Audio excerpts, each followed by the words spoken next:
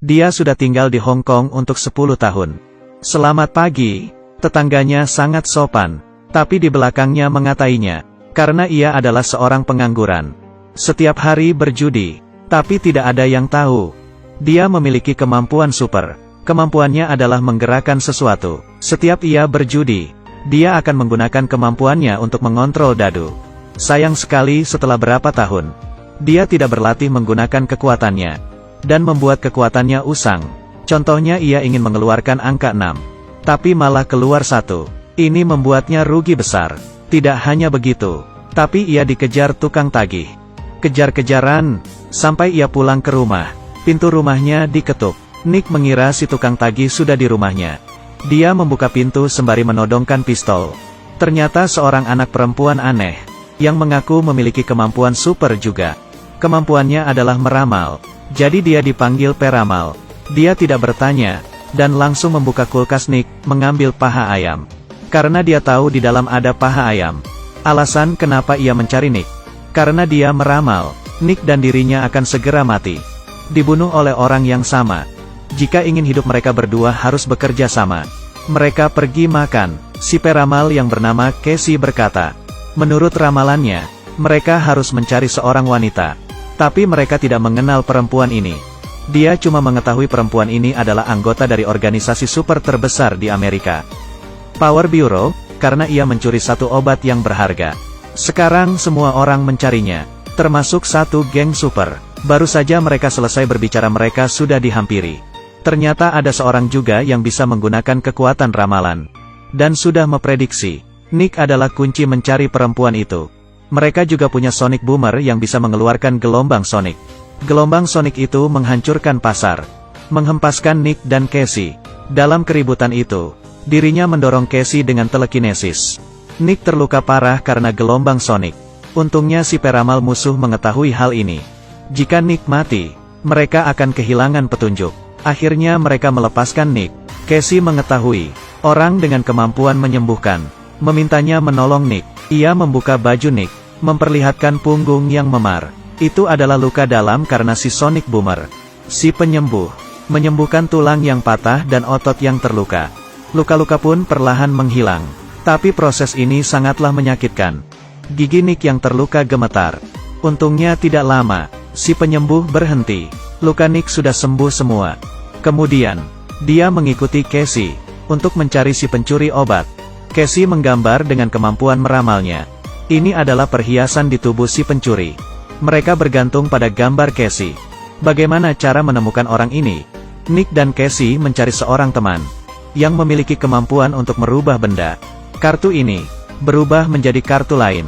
Ini bukan sihir, tapi kemampuan orang ini. Selembar kertas bisa menjadi $500 Hong Kong. Si pelayan mengambilnya dengan senang, tapi tidak mengetahui uang itu akan kembali menjadi kertas dalam hitungan jam. Nick memberikan temannya gambar Casey, dan mencoba mengubahnya menjadi benda sungguhan. Dia membeli anting dari seorang yang lewat. Tentu saja ia masih menggunakan uang palsu. Lalu menaruhnya di tangan Casey. Dan sekali lambaian anting itu berubah menjadi sebuah benda lain. Nick kembali membawa Casey bertemu orang super lainnya. Seorang pelacak. Dia hanya ingin mendapatkan petunjuk. Tanpa diduga si pelacak berkata ada juga perhiasan yang sama persis. Dikirimkan padanya oleh Power Bureau untuk melacak si pencuri. Sama seperti permintaan Nick, si pelacak mencium perhiasan ini. Segera menemukan jejak si pencuri. Dia ada di dermaga, sedang menunggu, tapi tidak kunjung tiba. Dia dihentikan pasangan aneh, menatap mereka, mengaktifkan kemampuannya. Kita adalah teman lama bukan? Jadi pasangan ini tidak dapat berbuat apa-apa. Dan berpikiran mereka adalah teman dari luar negeri. Ini adalah kekuatan mengerikan, untuk mengontrol pikiran orang lain, yang disebut dominator. Dia masuk ke mobil. Nick dan Casey tiba. Ketika Nick melihat si perempuan ini, ia terkejut. Itu adalah mantan pacar Nick. Apa yang terjadi? Mantan pacar Nick bernama Kira menghilang untuk waktu yang lama. Ditahan oleh Direktur Power Bureau, dan dijadikan objek eksperimen untuk riset obat. Obat itu dapat membuat para super terbunuh jika disuntikan. Hanya dia yang selamat. Kekuatan Kira diperkuat. Ia mencuri satu obat dan kabur dari Power Bureau untuk mencegah dia dilacak. Mereka menemukan seorang Shadow. Tetaplah bersamanya, dan tidak ada yang bisa menemukannya. Lalu Nick mencari kepala Power Bureau.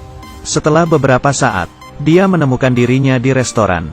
Nick masuk, mengeluarkan pistol, dan perlahan pistol itu melayang dan terkokang. Kali ini, kemampuan Nick meningkat jauh. Pistolnya tetap melayang di langit-langit, dan ia berjalan ke depan si kepala. Pistol itu jatuh dari langit-langit, membidik kepala, tapi tidak berhasil. Nick sadar, dia tidak bisa menarik pelatuknya. Pistol itu mengarah kepadanya. Ternyata si rambut kuning di sebelah kepala Power Bureau memiliki kemampuan yang sama dengan Nick. Dan dia lebih kuat. Nick membalik meja, mengontrol sebuah pistol, dan mereka mulai mengejar Nick. Nick melawan, tapi pelurunya memantul. Si rambut kuning menggunakan kemampuan menggerakkan benda untuk menciptakan penghalang. Dia mengontrol pistol lagi, dan melawan Nick yang tidak berdaya. Terburu-buru, Nick paham kemampuan si rambut kuning. Dia bersembunyi, melempar pistol. Si rambut kuning mengendalikan pistol dan mendekati Nick. Nick menembak duluan. Pistol rambut kuning melayang di belakang Nick. Selesai sudah. Dia memukul kepalanya, tersandung kursi, jatuh di lantai. Pengalaman bertarungnya masih kalah jauh dengan si rambut kuning. Rambut kuning mengontrol Nick, memperlakukan Nick seperti bola, dan membuatnya tersudut, menekannya hingga sekarat. Si kepala memanggil rambut kuning. Letakkan Nick, kenapa tidak membunuh dia? Tunggu Nick kembali ke persembunyiannya. Dia mengetahui, kira yang disuntik obat, walau tidak mati, tapi terkena efek samping. Dia pergi ke kepala Power Bureau untuk disuntik penawar. Baru ia bisa selamat, tidak ada cara lain. Nick meminta Shadow membawa Kira kemari. Pada saat yang bersamaan, para keluarga super berencana melakukan sesuatu padanya.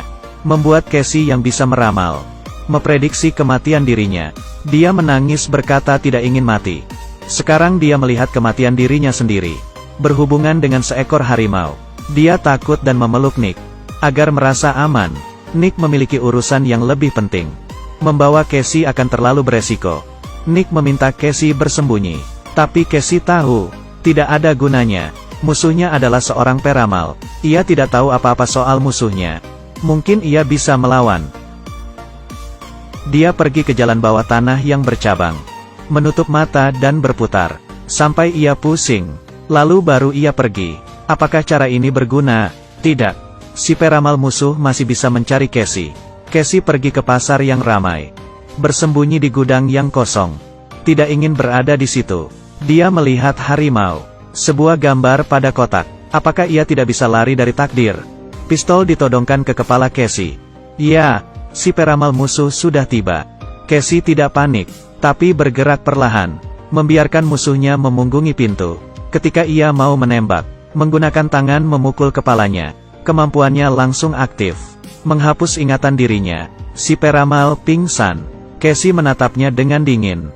Ternyata dari awal, kematian yang ia tahu, kematian yang ia ramal, dan lelaki yang membantunya, adalah teman ibunya, yang sudah direncanakan sejak lama. Semua sudah diprediksi. Pada saat yang bersamaan, Nick datang ke tempat si kepala. Dia ingin membawa Kira kembali.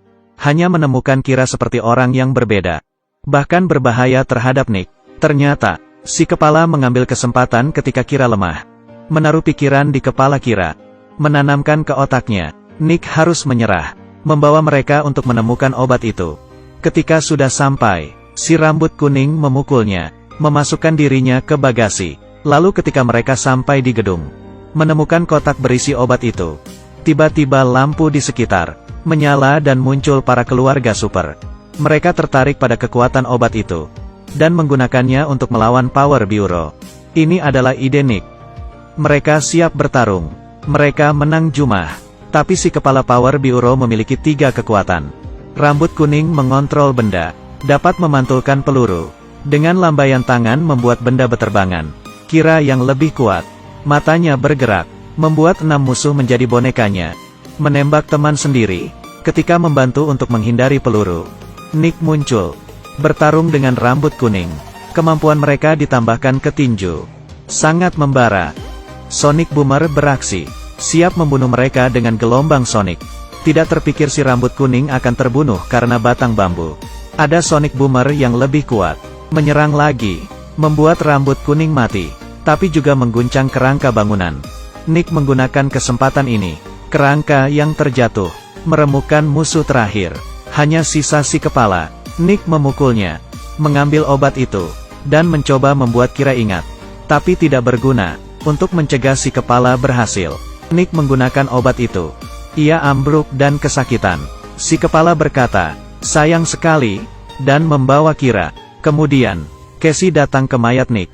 Membangunkannya. Ternyata obat itu sudah jatuh sejak lama. Yang asli ada pada mereka. Semuanya adalah permainan.